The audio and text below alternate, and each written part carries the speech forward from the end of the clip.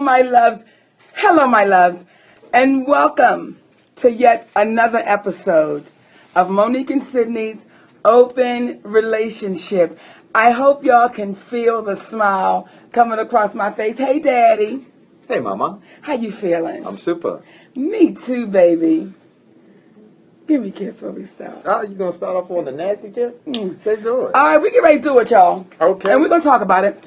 But before we even get started, we want to play a little clip for you. What we gonna tell them? What we talking about today? Tell them, Daddy. You tell them. Okay, this is what we're talking about. You tell them. Let me contain myself. This is what we're talking about. So, May 13th, we had a show in Harlem, New York at the world famous Apollo Theater.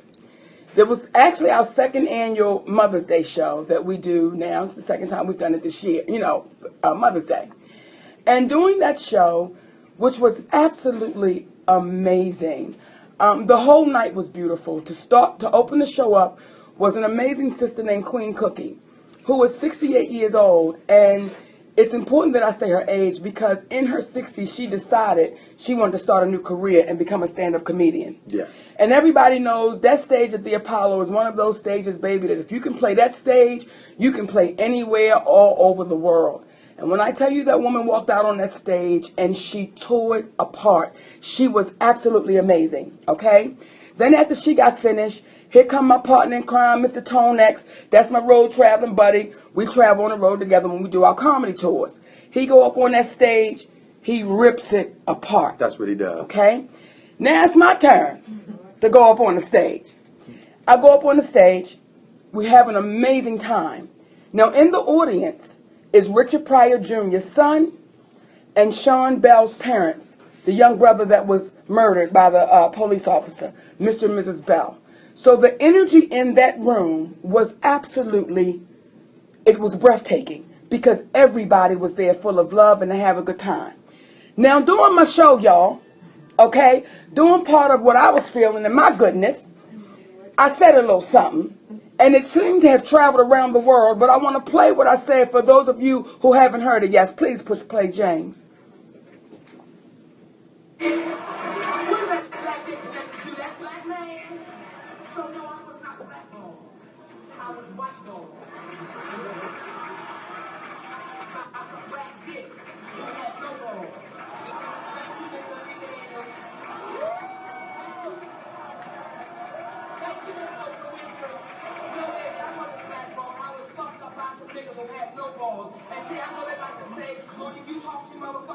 It would kill me not to say the real shit. It would kill me not to say the real shit. You are not paying me equally. You are not treating me fairly. So y'all can suck my dick if I have to. Okay. All right. Ain't nobody got time for this. Ha ha ha. And ain't nobody got time, yeah. Ha ha ha. Get it. Okay. So To tell them what the title of the show obviously is, because we ain't told them yet. You just went into that motherfucking soliloquy telling them what is going on. Tell them what the title is of the story today. the title of the show today is Why I Said What I Said to Oprah Winfrey, Tyler Perry, and Lee Daniels.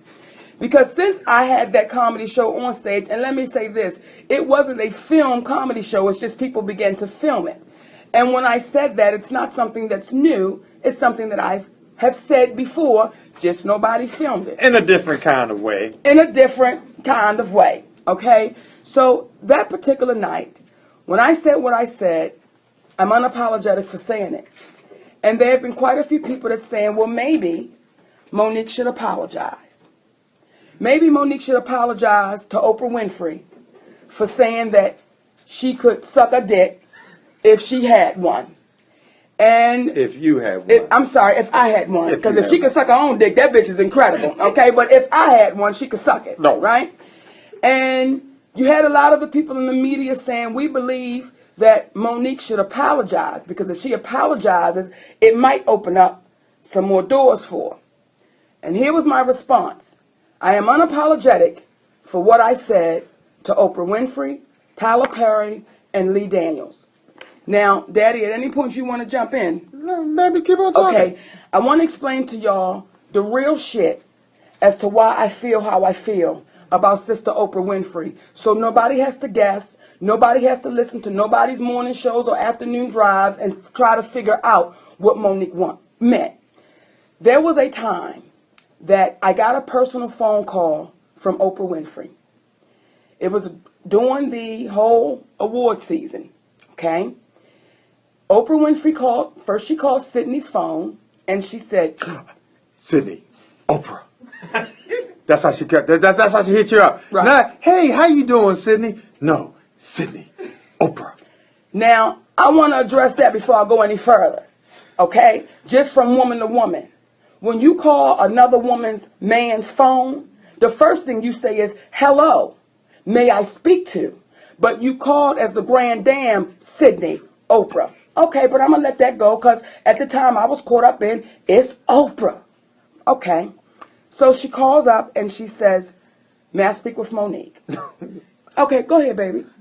Sydney, Oprah, is Monique available? Okay, okay. Is Monique available? My daddy say, hold on 1 second. Mama, Oprah on the phone. Oh, okay, let me get it. Hey, sis, how you doing? Hey, Monique, I wanted to call you up because I got a phone call from your brother, the brother that molested you, Gerald. And he wants to know if he can come on the show. And before I agree to him coming on my show, I need to call you up to get your approval to see how you feel about it. My exact words were, sis, that nigga is up to some scamming shit, and I don't want to fool with them. She says, well, we would like for you to come on the show too. I said, I don't want no parts of it. I said, because I know that nigga. I said, but everybody's allowed to change, and my brother could truly be a changed person, and he could come on the show and explain it. But I don't want no parts of it. Now, brothers and sisters that are listening, for about an hour after that, me and that sister had a very personal and intimate conversation about how we dealt with our families, how we dealt with being in our positions, how our families were trying to grab and take. We had that conversation. I shared with this woman, especially about my mother. Now, I want y'all to hear me. I shared with Oprah Winfrey that me and my mother were not on good terms. I said to that sister, right now shit is really bad. I'm going through it. She said, I understand. And I really shared with her what's going on with my family. She never says anywhere in that conversation, Monique, I'm going to have your mother on the show. I'm going to have your father on the show. Let me help you, though. Help me, Let me baby. give you a little love with this. Okay. Because you get to going fast. Help me, baby. That's why I told him to suck my dick. Okay. Now, after they had the conversation, Monique hung up the phone and said, you know what? That was beautiful. Because she didn't have to call me and tell me that Gerald wanted to come on. She could have just brought him on. And she had shared some personal things in reference to her family, which we wouldn't disclose that information because that was sister talk. We are at the break of the Monique show, and we're at lunch in Monique's trailer, and the show comes on with Monique's brother. But then we were surprised to see Monique's brother, Gerald, the one who molested her. Then we were surprised to see her mother, her father, and her brother. For my people in Baltimore, that would be her mother, her father, and her brother. Okay? All of them, the Trinity, plus Gerald. Now, we sitting in the trailer during the break of the Monique show, preparing to do the last show for the day, and we said, what the fuck is really going on? What the fuck? Going on now. Okay. So once I said, what the fuck is really going on? Because now I'm watching the show with my mother. And keep in mind, me and my mother ain't spoken a minute. And we really going through it. My father, who, by the way, has now moved on to the next journey. He's deceased. Now, my father's sitting there, and baby, he's so goddamn drunk. My mother keep trying to rub his leg to stop him from calling her Oprah a bunch of bitches because she was asking him hard questions. And I know my father, he was going to say, bitch, That's why don't nobody like you fat bitches now. I knew that was coming, so my mother had to keep rubbing him ass to keep him cool. Yes. So I'm watching this, right? Now when it goes off, and I gotta tell y'all, baby, I knew that me and my mother was not in a good place. And had Oprah Winfrey said to me, oh, by the way, sis, I have your mother, I would have said, shut that shit down, because I don't want the world seeing my mother being so greedy over money that she's willing to do anything to go on your show and know that my brother is lying, right? So after we watch the show, I get home, lo and behold, who calls? Oprah Winfrey. Now, I'm going to tell y'all something as to why I understand scared niggas. Because when she called, I got butterflies in my stomach, and I knew this sister was wrong and out of order for what she did, because, bitch, you got my mama on your show. But I was caught up in the Oprah Winfrey whirlwind of, that's Oprah Winfrey. So when she called, she never said, Monique, I want to apologize, baby, that your mama was there. Nothing. It was, can you believe it? And then your dad, and oh my God, and I didn't check it. And when we hung up the phone, my husband, some would call him Billy Badass, my husband looked at me and said, that's not what we come from. And you know that woman was out of order. And you're going to have to deal with that, because you can't play along with that game. And I said, you know what, Daddy? You are absolutely right. And it was not that you got off the phone and you were cool with everything. You got off the phone and you were upset about what transpired. Yes. But you had not said anything to her. So I had to eat that in that moment. And I promised myself that when I saw Oprah Winfrey again, we was going to have the conversation, and I didn't give a goddamn where it was. It could have been on a red carpet. We were going to have it because, sister, what you did was you had a crucial part in the dismemberment of my family. That's why me and Oprah Winfrey has a problem. And for all y'all in here watching right now, for all y'all listening, you ain't got to guess about it no more. You're getting it from me. And what I would ask y'all, don't take my word, ask Oprah Winfrey. So the next time I got an opportunity to see this sister, we were at Alfred Woodard's home. But didn't you have a conversation with her that whereby you were supposed to have another conversation? Oh, I'm so sorry, Yeah, baby. yeah, You're right, because go ahead. I get to going. So we have another conversation, right?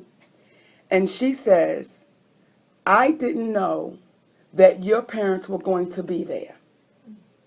And Sydney says, Oprah, we've done 85 shows? We did 300 shows. 300 shows. Monique is the host. There were never no surprises. She always knew who was going to be sitting in front of her. And then she says, well, let me check into it, and I'll get back to y'all. Now, if she called any of you niggas listening, then she called us, which means we never got the call back. Then that's when I saw her at Alfred Woodard's house at an Oscar party. When I see her and she walks in, we both connect eyes. And she knows in that moment, we're going to have a situation, sis. Now, we're in an environment where it's not no, let me tell you, I simply walked over to her. We met at the couch. We sat down and I said, you know we need to have a conversation, right? Now, this is y'all where it get tricky for me. She pats me on my leg and says, we sure do.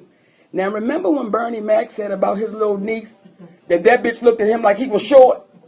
She played me like I was short. Like she patted me on my leg and said, we sure do. Okay, that's how we're going to do this? So now at this Oscar, it's like this, this private committee of sisters who have been nominated for an Oscar or that have won an Oscar or that is very much in the media. It's a select few of women. Okay, it was about maybe 20 of us there. When we go downstairs to the red room, Alfred Woodard says to me, hey, baby, this is where you can say anything you need to say. So I said, yes, ma'am. Now I'm thinking to myself, do Alfred Woodard know that I need to say some shit to Oprah? So I said, thank you, sis. About 3 more times, she said to me, this is where you can say whatever you feel like you need to say. thank you, sister. Now, Loretta Devine was there, Angela Bass, just some beautiful sisters were there. So now we're sitting around, and the question became to the sisters, because Lapita was nominated that year, and we were to, love up on her, on how you deal with this whole situation. So when it came to be my turn on how I handled my moments with the Oscars, the only thing that I could say to Lapita was, my advice was, sister, do it the way you feel like it's best for you to do it. That's the only thing I can tell you, because it's your ride. For the ones that have been there, we can talk. For the ones if not, we can't. But do it your way, because when you look back at it, you want to be comfortable with your ride. And then I looked over to Oprah. And I said, sister, now me and you got to have a conversation. And all the other sisters are sitting around. I said, can you imagine what it feels like to grow up as a little girl and watch someone and say to her, when I grow up, I want to be just like you? And the person that you try to have your example, have your, wow, she's really doing it. This is the very woman that brings my mama on your show. Now say it again slow for the individuals that may have slid by, that you actually, as a young lady, met Oprah Winfrey, and you said one day what? One day when I grow up, I want to be just like you.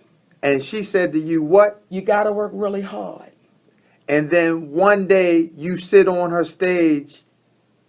Well, first you sit on a stage for Roscoe Jenkins. Yes. But then the next time you sit up on a stage, it's for funniest comedians. Yes. Then the next time you sit up on a stage, it's for the Academy Awards. Yes. Okay. So I want to make sure y'all understand this relationship, okay? Because, see, people thinking I'm just pulling shit out the air. So when I say at this meeting that we're all having, I'm like, sis, how could you have my mother? Because I shared with you what was going on. And then you never ever said to me, Monique, I'm going to have your mother there. Now, all the other sisters are listening and it's dead ass quiet. And this is what this woman says to me. If you think I did something to offend you, I want to apologize. If you think I did something, not, bitch, let me apologize for doing that, but if you think I did something. So what has happened is, and again, let me not blame Oprah Winfrey for the issues in my family, because that is unfair. What I am saying is, you knew about the issues in my family. You perpetuated what took place, and to hear her mother 2-3 weeks ago have a conversation with her daughter, who her mother now is a double amputee and has had multiple strokes and health problems, and there's still a divide, but you're dealing with a young lady that's like, that's my mom, I love her, and you've got people on the street coming up to her saying, your mom's a dirty bitch. And now you got to understand, they're saying that's with regards to having Monique's back, but not understanding that that's her dirty bitch, okay? That's my dirty bitch. So it's like, and to not get a call back from Oprah regarding it, because the reality is, when you do a show and you're Oprah Winfrey, because Monique, who is Monique, was made well aware of who was going to come on the show, because it's a must, because you need to have the notes to know what questions to ask the individuals. So when you are Oprah, and if you did not know that they were coming, though her staff flew to see her parents, okay, then when you see them, then you say, well, this is not something that we had discussed or planned for. I cannot do that to Monique. And here's another part of why a lot of times when we talk about black versus white versus black, in the words of Chuck D, when he said every brother ain't a brother 'cause of color, when you have Barbara Walters say, I was approached by Gerald, who wanted to come on my show, and I said I would not and could not do that to Monique. Now, she had Monique's approval with Gerald because, again, she's saying this man may be trying to make a change in his life, and people need to see in this world what a pedophile looks like and how they come across. But to not say that I'm going to have your mother. I'm not going to have your brother. I'm not going to have your father on there after all that other stuff seems a bit disingenuous. So when you have a person who is a comedian standing up on stage and you're hearing the outrage, oh, she said this about Oprah and this and Tyler. Number one, she was doing a job because first rule of thumb as a comedian, you must speak your truth. You must be open and honest. And she, Monique, had an opportunity to get some intellectual heroin placed in her veins, which made her high as a kite when a brother by the name of Richard Pryor saw her set and said, hey, in his wheelchair, don't you ever change. I don't know about you, but that gives me chill bumps that one of the greatest to ever do it told you, don't you ever change. So when you stand up on stage, do you change? Do you bite your tongue because it's hard? Because I remember Eddie Murphy said, yeah, I was talking to Richard and I told him, man, Bill Cosby had a problem with me cussing. And Richard was like, man, well, did the people laugh? I said, yeah. He said, well, do you like what you said? Yeah. Well, then you tell Bill I said, have a Coke and a motherfucking smile. And shut the fuck up. Hey, so we must first put things in context and understand that Monique is a comedian. Because had she went up to Harpo Productions, started talking about, Oprah, come out and suck my dick. All of it. Okay, then that's some raggedy shit. Mama, listen, I'm trying to stop her. You ever seen somebody trying to hold a tractor trailer that's pulling you and your heels is in the ground, you get drugged? That's what I would be doing to keep her from doing it. But no, she was on stage executing a performance, but she's just sharing with you that the entertainment came from a place that's real. And as opposed to, because if you work at Walmart and somebody played your mama, your brother, and your father, y'all meeting out on the parking lot. And you ain't gonna tell that bitch to suck your dick. You gonna whip her ass. You gonna whip it. That's at the Walmart. But since we at a different place, the only thing she could do is the proverbial pen is mightier than a sword. And there was some true things said in the joke. But this ain't all about Oprah, because there's Lee and there's Brother Tyler Perry, because there are people who have posed questions in reference to them as well. But you go ahead, because you might not have been done with old girl. I'm not. Go ahead. I'm not. And I'm going to tell y'all why I'm not done. And I said to Robin on our walk, I said, I may be being oversensitive right now. Because my mother's health is failing.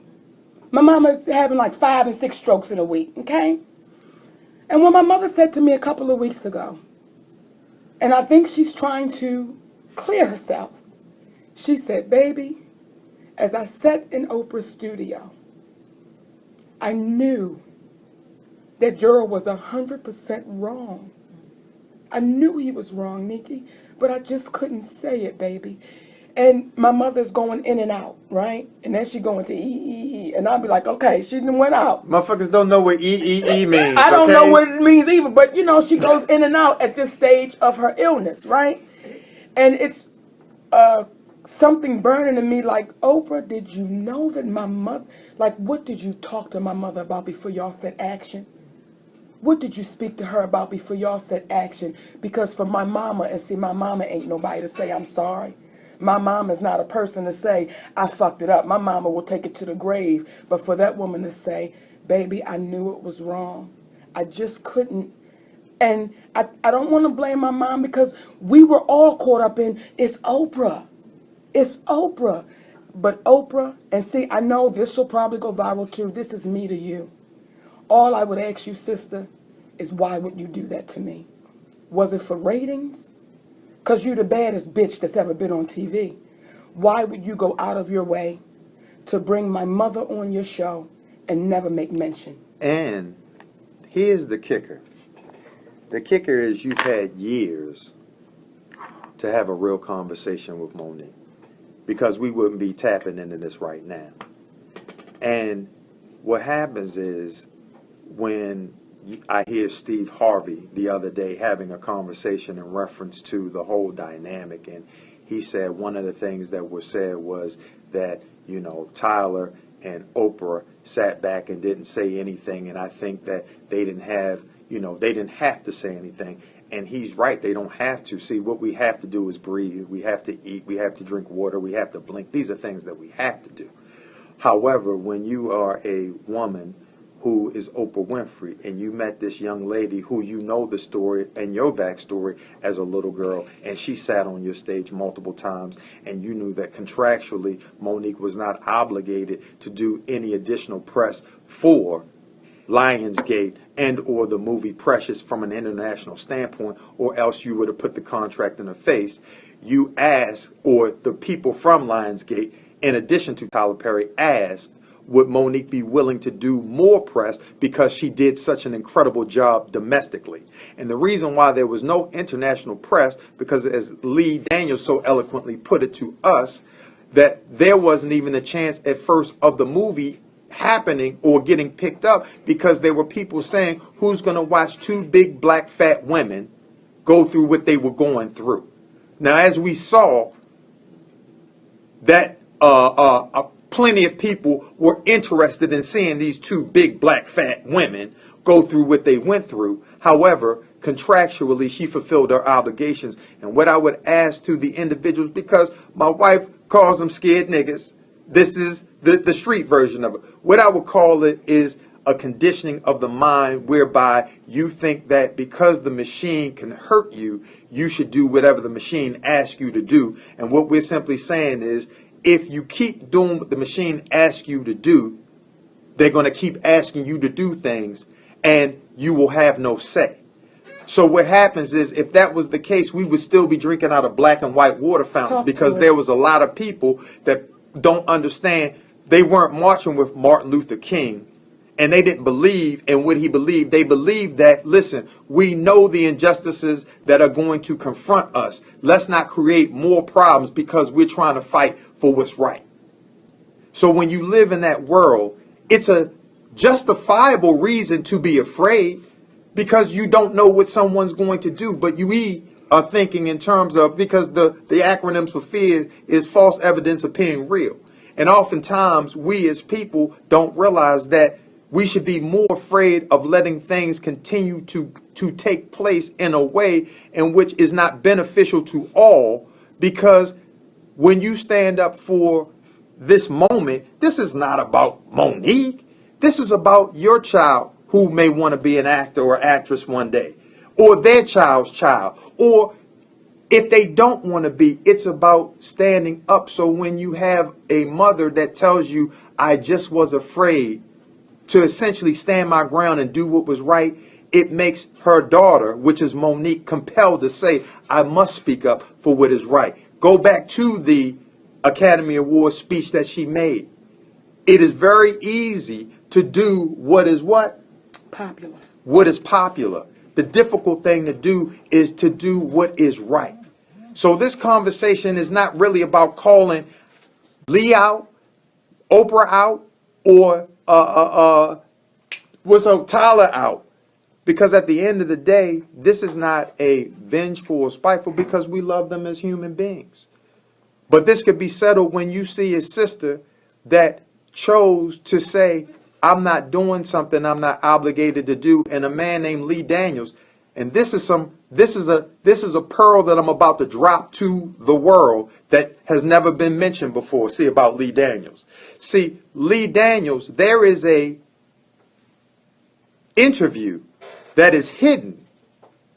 It's a lost interview that Monique and Lee Daniels did on the couch at the Sundance Film Festival, where they asked Lee Daniels, what was it like to work with Monique? And I beg of you, you guys out there, to push it for that.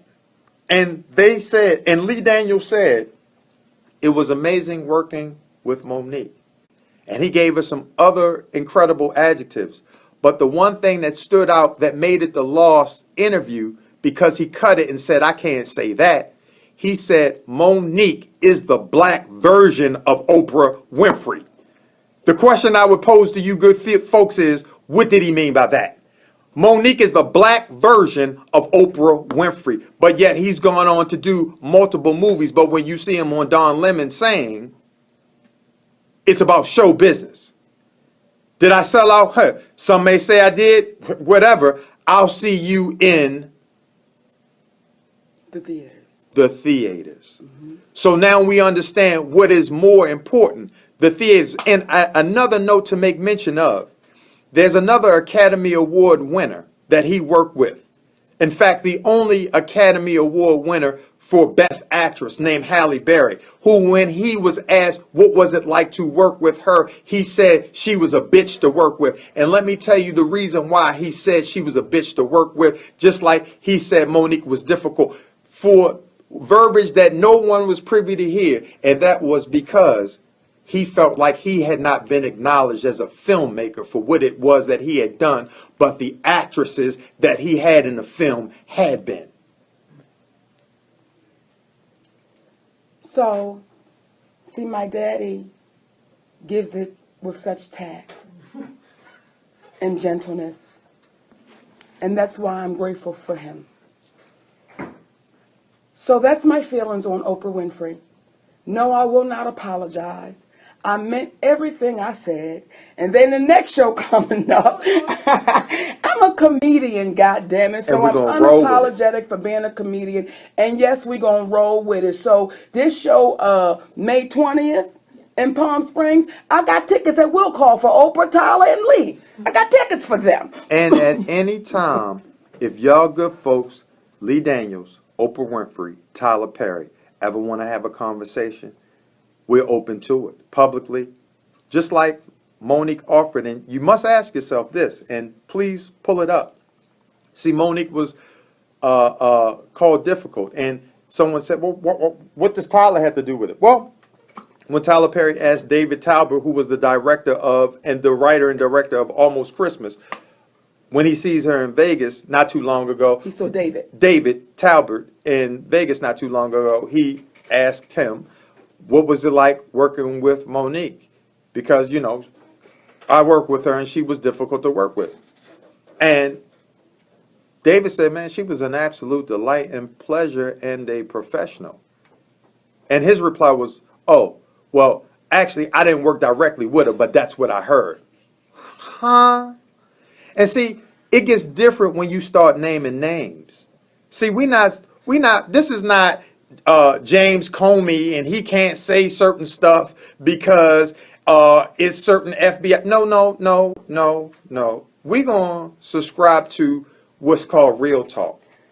We're going to be straight up and have a conversation. So when a man is saying that to a gentleman who he doesn't know our relation, he doesn't know that David Talbot and we lodged right across from one another, and I was in room 317, he was in room 316 at Morgan State University. He don't know that, which was part of the thing that allowed it to happen for that good brother, and we always have supported each other under this dynamic. He doesn't understand that, but we got to say to ourselves, realistically, if he's saying that to him, who else is he pushing this to?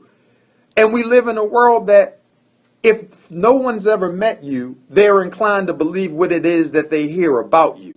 And when you live in a society that will say Monique is ruining her career because she didn't do what they asked her to do, not what she was obligated to do, but simply because she didn't do what it was that they wanted her to do. And the question that I would pose to you is, which one of you go and executes work that allows others to get paid off of your endeavors, but you get nothing? Where do they do that at? And when they say, but Sydney was asking for money for her to promote the movie, let me be very clear. As a negotiator and someone who acts as a liaison between talent and individuals that want to utilize that talent's services, if they ask you on multiple times after your client, who happens to be your wife, says, no, I'm disinterested in taking a trip, that you're going to fly me first class, you're going to keep me for the weekend, oh, if I like it, you'll give me an additional week, and Monique keeps saying, no, thank you. And then you ask me, well, what is it that I can do? What is it that we could do to have Monique go? And then I say, well, did you have a dollar amount in mind? Oh, now I didn't ask you for no coochie. I didn't ask you to please pass the jelly Not when to you had suck his smuckers. dick. I didn't None ask of that. nothing like that. I said, was there a dollar amount that you had in mind? Now, the reason why I posed that question because everything that she offered was something that was not of interest. And I'm asking her for her. Do you want to give me a dollar amount that I can go back on behalf and ask a question for you? Because I'm already telling you that it's no, but I'm inclined for my client who I represent, who also happens to be my wife, to ask these questions because I don't know. Last time I checked, slavery was illegal. So why would you ask somebody to do something for you that's going to generate money?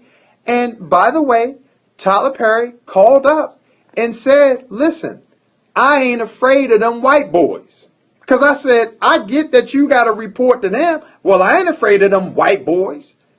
Well, then, my brother, why are you saying to us, you know that we're right, and or Monique is right, that she doesn't have to campaign for an award when the performance is already executed and they're going to judge the performance, not how hard she kisses their asses for an award.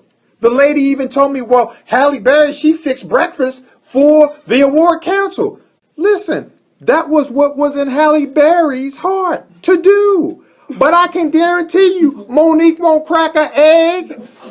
She won't fry a slice of bacon. She won't push a piece of toast. It won't be no orange juice scrolls for none of them because she's an actress and she's a chef at home. Come on, tell them. Okay, and at the very least, a goddamn baker. Okay, but that's another story, all right?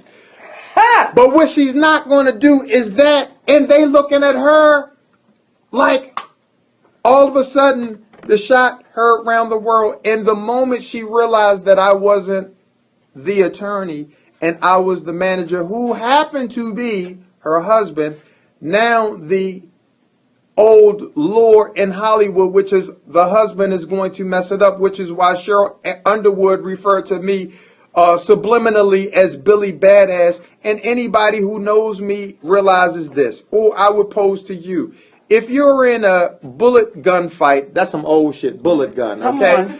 If you're in a bullet gun fight, would you pull out a water gun to shoot at people?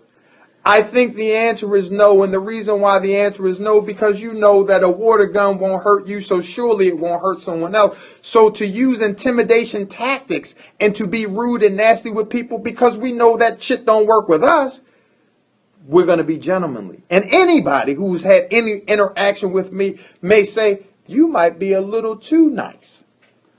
But at the very least, you're not going to say that I'm nasty to folk. They're not going to say it, baby. And I want to address something. See, Tyler Perry did call my husband at home on the phone. Then Tyler Perry also had me summoned to his dressing room at the Steve Harvey Hoodie Awards. A sister named Noni came down and knocked on my door and said, Tyler Perry would like to see you. Let me tell y'all, baby, I come from a place called Baltimore, Maryland, where it ain't just going to be me and you in the room, nigga. So when I get to his room, I have security with me. This cat clapped his hands and said, could everyone please excuse us? Now, he had about 25, 30 people in there as his staff. All of them motherfuckers rushed out of there. I looked at my security and said, you don't work for Tyler Perry. I need you to stand right here. So Tyler Perry, anything we saying, you know it's the truth. I know it's the truth. Sid knows the truth. Oh, brother, and remember security that was standing in the room? See, you also told me, and you was aggressive about it. The one thing about me, I ain't scared of them white boys. I tell them what they need to know. Well, then, nigga, if that's the case. Why didn't you tell them, listen, you know Monique got paid no money to do this, and she did it for a friend.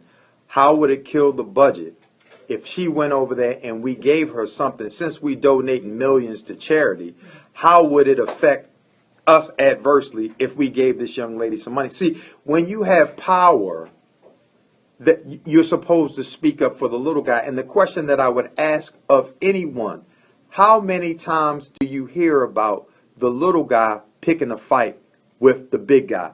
Was the story about David and Goliath because David walked up Goliath and called him a bitch ass nigga and was like, yo, man, you need to scrap? Or was it that Goliath felt that he could take advantage of David because he was so small? So the question someone would have to ask is, why would Monique pick a fight with a company like Lionsgate? Why would she pick a fight with Lee Daniels? Why would she pick a fight with Tyler Perry, Oprah Winfrey? Why ever would she pick a fight?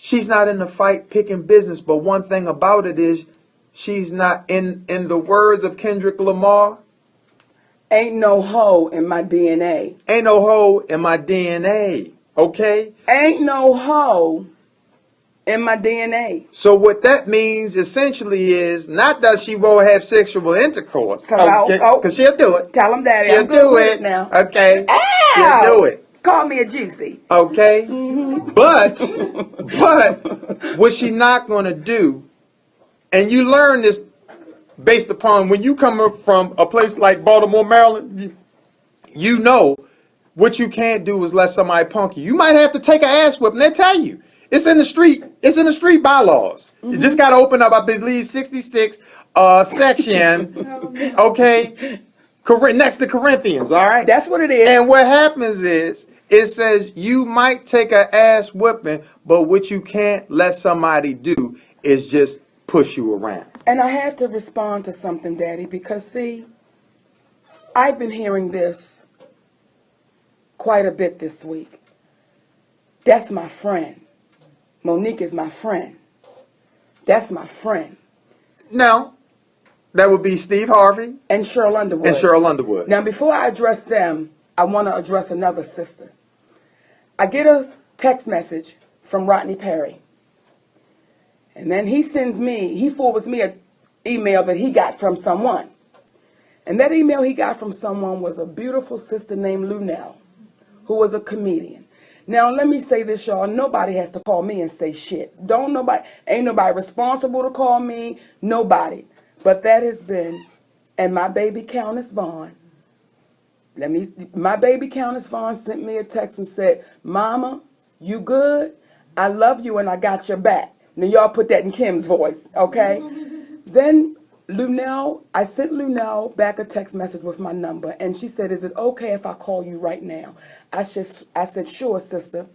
When I picked up the phone, she said, hello, Monique? I said, yeah. She said, sister, I couldn't let the sun go down without calling you up and let you know I love you. And I said to her, you don't know how much that means to me, because I know what it is for us to say, y'all, listen, she hot right now. No, nobody like her. We can't fuck with her. So that's been the only call I've gotten, and my baby Countess Vaughn. Go ahead, Daddy. Was you going to say something? Keep going. Now I want to address my brother Steve Harvey and my sister Sheryl Underwood. And I didn't want to get it from nobody else. I wanted to hear it from myself so I could make sure when I respond to it, I'm being fair. When I listened to Sheryl Underwood, it started out really well. Monique was the first one to give me a job, and as comedians, you know, we got to say it. And then she starts slipping into, now I'm getting scared to say the real shit. Because the one thing I've always admired about Sheryl Underwood, see, we were out there on that road. And you couldn't be no meat bitch on the road, baby. You driving around this country, you trying to get your money, so you had to stand up when shit wasn't right. So there were times we'd be out there on that road arguing with niggas like we had pistols in our pocketbook, like we gonna shoot some shit up if you don't give us our money, though we had nothing. Before navigation, before anybody had names, and I've always admired that about her, because word got around Sheryl Underwood didn't take no shit. I appreciated that. So now I'm watching you on this show. And I'm watching you say, though I don't agree with her, I'm just concerned about my friend. Well, Sheryl Underwood has my number. I've not yet to hear from Sheryl Underwood to let me know of her concern for her friend. And then I hear her say, and don't be Billy Badass on my watch making demands for me. Now, Sheryl, I'm not sure who you were referring to as Billy Badass. Why are you playing? Let me finish, sugar baby. Good. I'm going to assume you was talking about my husband. And what I would ask you is, who's your Billy Badass? What's your husband's name? What's your man's name? See, I understand when my sisters are looking at me like, oh, how you gonna let your husband do that? But all the ones that's saying it don't seem to have one. All the ones that's saying it seem to be by themselves, and they have so much to say. See, so what I would say to you, Cheryl, be courageous enough, number one, to call me friend.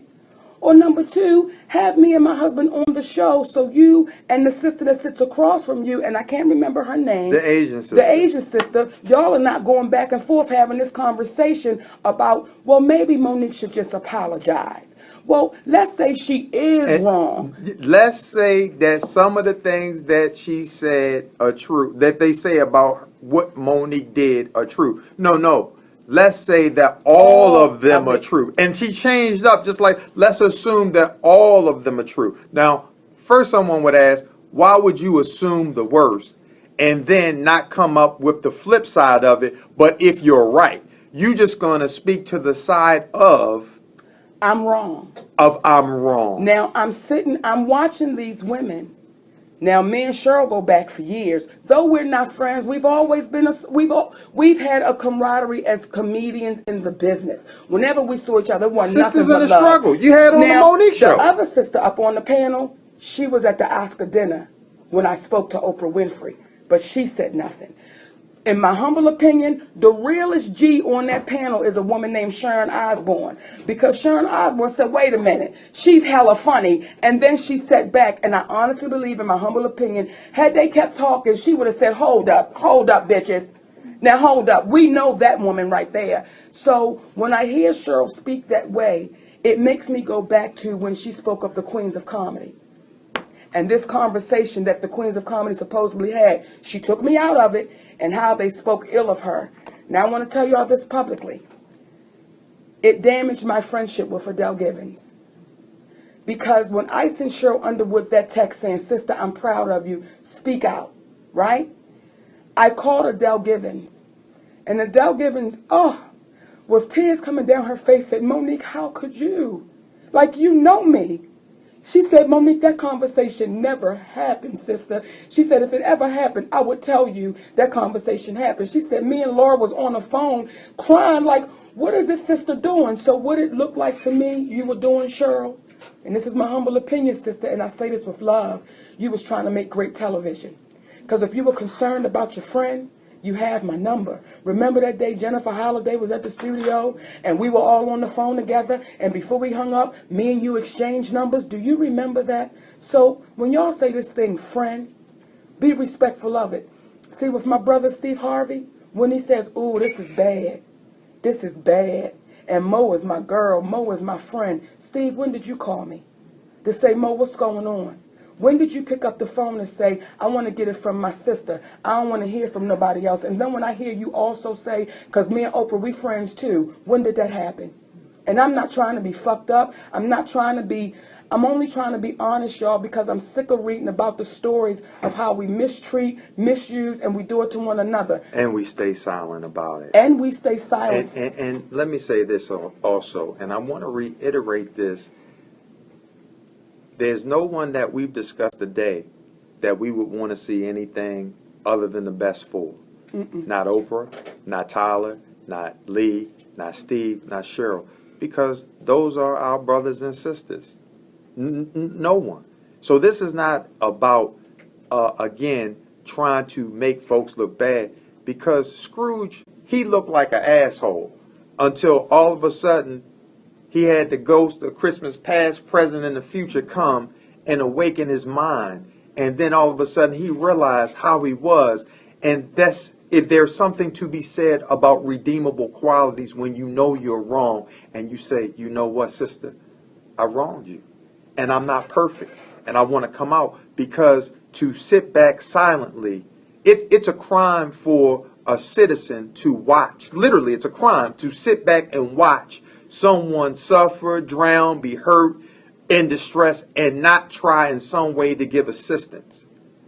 Socially, it is a crime when you sit back and you're watching Lee Daniels perpetuate a notion of difficulty, when this very man, that because you had the money and the cachet to get money for the butler, he gonna ride with you, but unbeknownst to you, he refers to Monique as the black version of Oprah. See, unbeknownst to you, I was privy to hear Lee Daniels call me up and say, I hate Tyler Perry because this motherfucker's trying to steal my movie, which was Precious. See, people don't know that. They don't know that. I've been on the phone with Tyler Perry, where Tyler Perry said, I can't stand Lee Daniels, but I got to give him credit. He's talented as hell. You dig? So when you start dealing with individuals that are having issues with you, see, again, Halle Berry, again, you're hearing about a woman saying that I'm the real cookie. Okay? These things, but what you've not heard about, and we're naming specifics. If you notice, what specifically have you heard about what Monique wasn't doing? Did you hear Monique wasn't professional?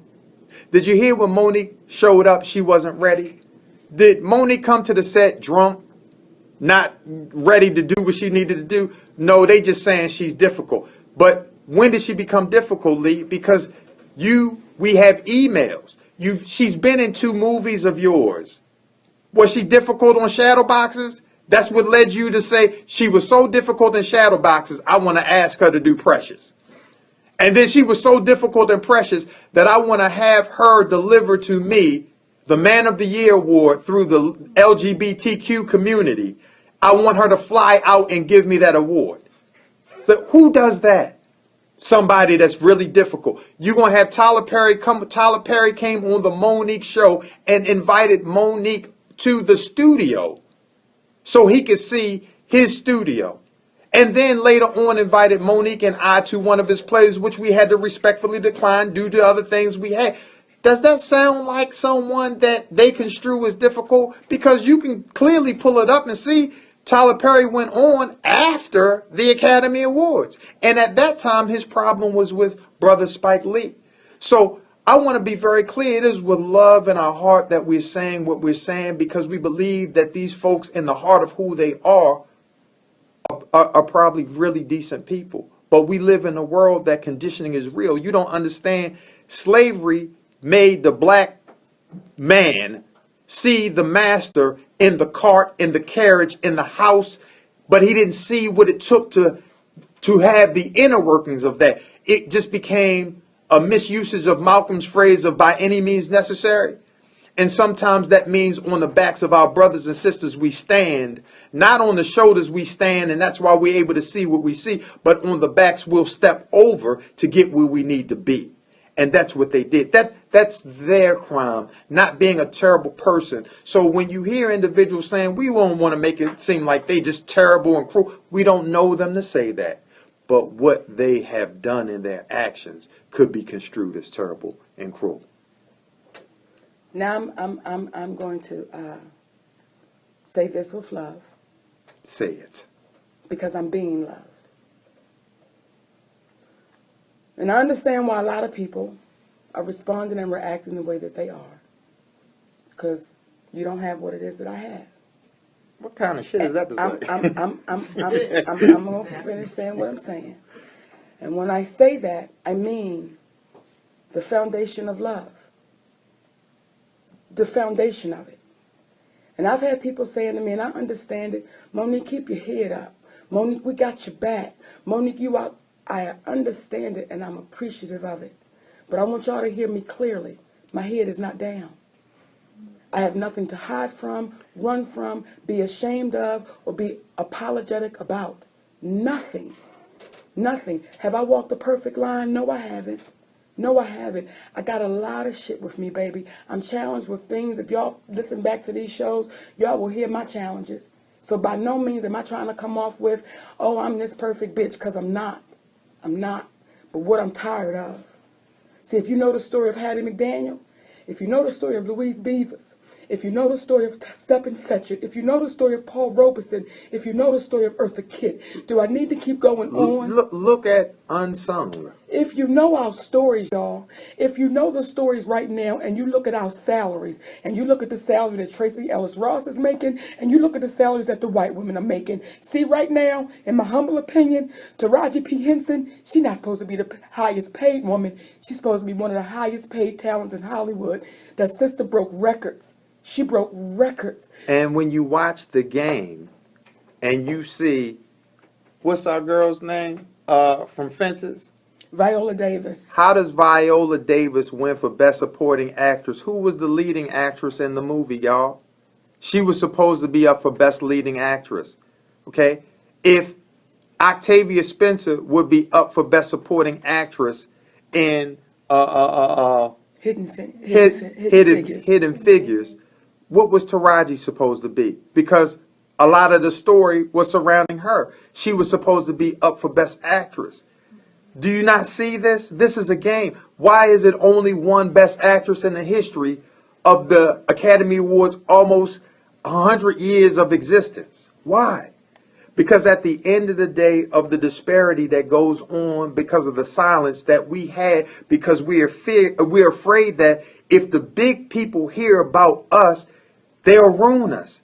And here's the thing. There's nobody so big that escapes life without death. So that makes you just like me. And at the end of the day, the only thing, in the words of Tony Montana, we have is our balls and our words. That's it. That's it. And you, if a dick, if you had one, okay?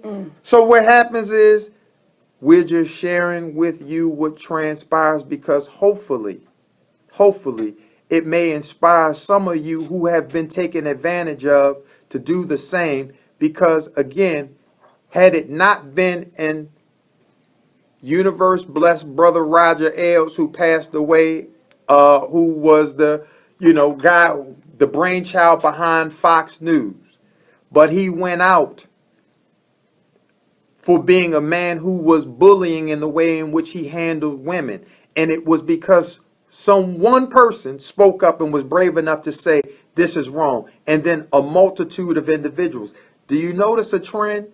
And then Bill O'Reilly, the same man who was instrumental in Ludacris losing his contract. Now he loses his gig. Why? Because people began to speak up. So when we speak up, and this is not to say that either one of them are terrible people, but when you are good in your heart, it does not mean that you can't make a mistake with your actions. But the true sign of you being good in your heart is when you make mistakes with your actions and you go back and you say, I want to apologize for the mistakes that I made. So at the end of the day, what we saying, Monique shouldn't be apologizing. Monique shouldn't be apologizing. See, we got emails from a lady by the name of Simone Sheffield, who is a partner with Lee Daniels, whereby she said when she heard from you guys or spoke, he was happy, then sad, then happy, because there was an audit that had to take place for Precious because he didn't believe he got the money that he was supposed to receive for the goddamn movie, and we had to be a part of that. Hello. Okay? Was that, what, did I get a little too excited? No. Okay. I absolutely enjoy it. Okay. So at the end of the day, it's like, well, you out there putting out that Monique is difficult, but at the same time, you need her to be a part of an audit because you didn't feel that you were treated financially fairly through the business endeavor. Isn't that amazing? That's amazing. So at the end of the day, we're just saying simply, we understand why people feel the way they feel, why Monique shouldn't say anything, why she should keep quiet, because this is what was conditioned for us to do. Because when you especially were a person of color and you spoke up and you had dignity, they referred to you as uppity. And all you were was a human being saying, I have my rights too. So we're simply saying that if you want to work for someone in your daily life for nothing, feel free. But you'll have to excuse us if that's not the avenue that we choose to take. What you got to say, baby?